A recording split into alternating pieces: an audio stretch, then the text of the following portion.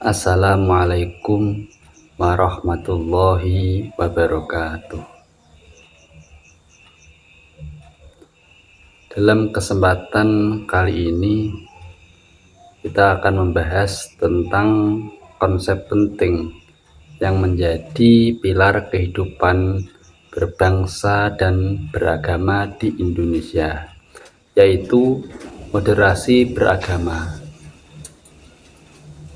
Mari kita mulai dengan pemahaman mendasar tentang apa itu moderasi beragama dan mengapa ia menjadi sangat penting di tengah tantangan keberagaman bangsa kita.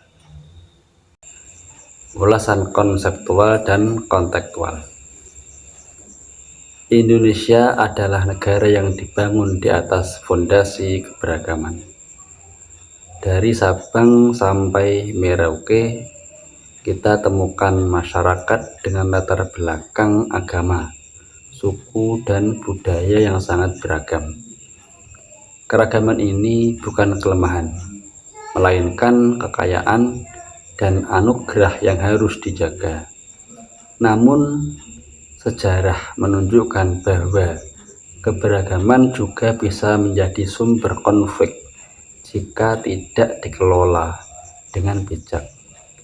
Oleh karena itu diperlukan sebuah sikap moderat dalam beragama, yang dalam istilah kontemporer dikenal dengan moderasi beragama. Moderasi beragama menjadi penting, apalagi di tengah gejolak global yang ditandai dengan maraknya ekstremisme, radikalisme, dan intoleransi. Disinilah urgensinya, bukan hanya untuk menciptakan kedamaian, tetapi juga untuk mempertahankan keutuhan bangsa. Definisi dan urgensi moderasi beragama menurut perspektif Islam dan kebangsaan. Definisi moderasi beragama adalah cara beragama yang tidak ekstrim, tidak kaku, dan tidak liberal. Ia mengambil jalan tengah dengan tetap berpegang pada prinsip-prinsip agama, namun bersikap terbuka terhadap keberagaman. Secara etimologis, istilah moderasi berasal dari bahasa Latin moderatio, yang berarti kendali atau keseimbangan.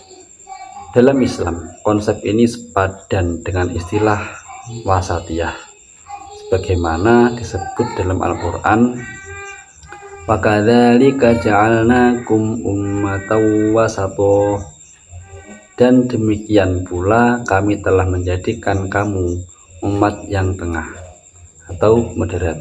Al-Quran Surat Al-Baqarah 143.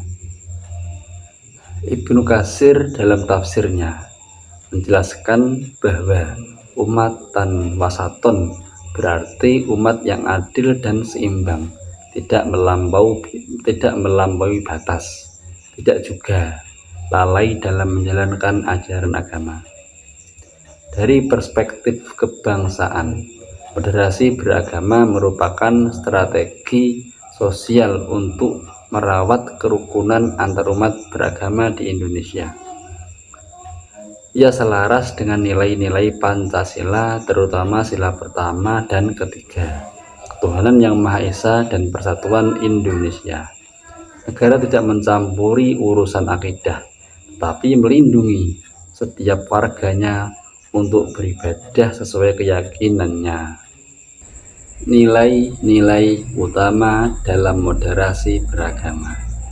Ada 4 nilai utama dalam moderasi beragama yang sangat relevan dalam konteks masyarakat majemuk seperti Indonesia. 1. Toleransi atau at-tasamuh.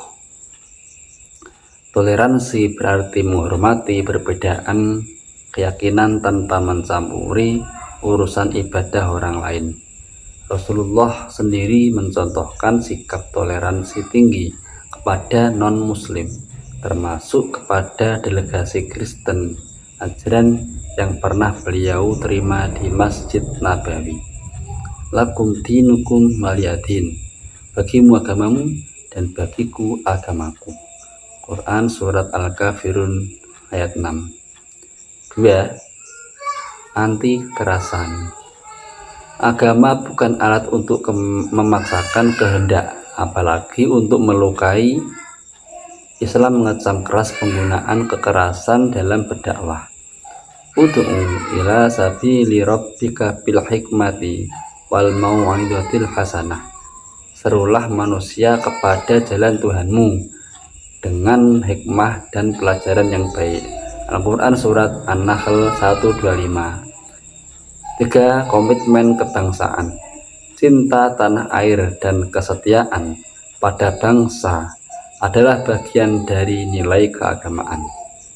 Hadis terkenal menyebut hubbul waton minal iman. Cinta tanah air adalah bagian dari iman. Hadis riwayat Baihaqi, meskipun sanadnya lemah, maknanya diterima secara luas.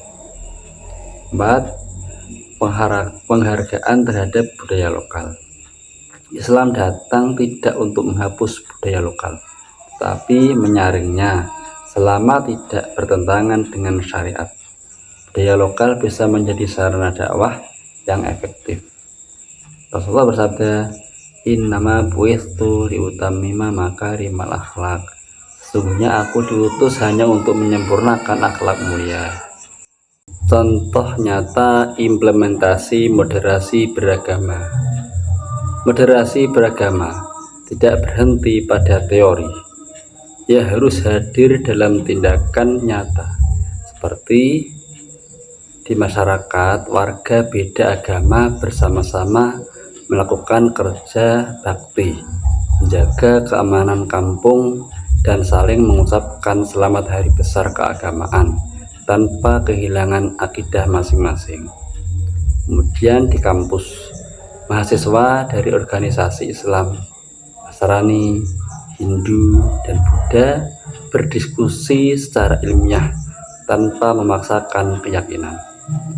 Kemudian dalam keluarga, orang tua membimbing anak agar taat beragama, sekaligus mengajarkan untuk menghargai teman-teman dari latar belakang yang berbeda. Peran generasi muda atau mahasiswa di era digital. Era digital membawa tantangan baru dalam kehidupan beragama.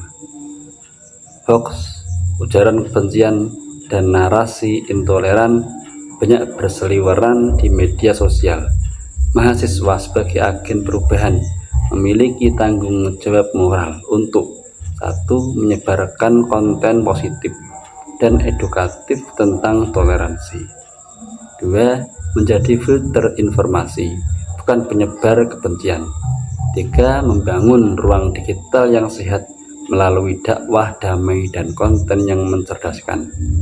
Moderasi beragama di era digital adalah tentang bagaimana ia membumikan nilai-nilai agama dalam dunia yang serba cepat, terbuka, dan penuh tantangan.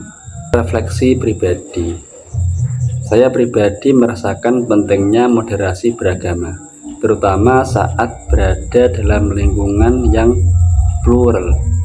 Ketika kita mampu menahan diri, menghindari debat yang tidak perlu, dan menghormati keyakinan orang lain, maka kita bukan hanya menjaga hubungan sosial, tetapi juga menunjukkan kedewasaan beragama.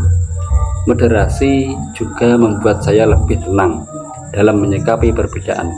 Tidak semua hal harus kita komentari atau koreksi. Ada ruang untuk menghargai, mendengarkan, dan belajar dari orang lain tanpa kehilangan identitas keimanan kita. Sebagai penutup, moderasi beragama adalah nafas dari kehidupan bangsa yang majemuk. Ia bukan kompromi terhadap ajaran agama, tapi sikap bijak dalam menjalankan ajaran itu dalam ruang sosial yang beragam.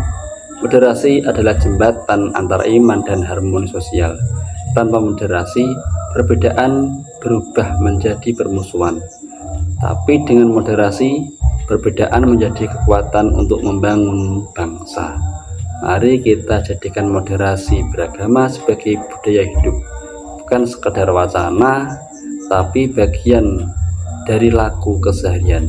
Sekian, wassalamualaikum warahmatullahi wabarakatuh.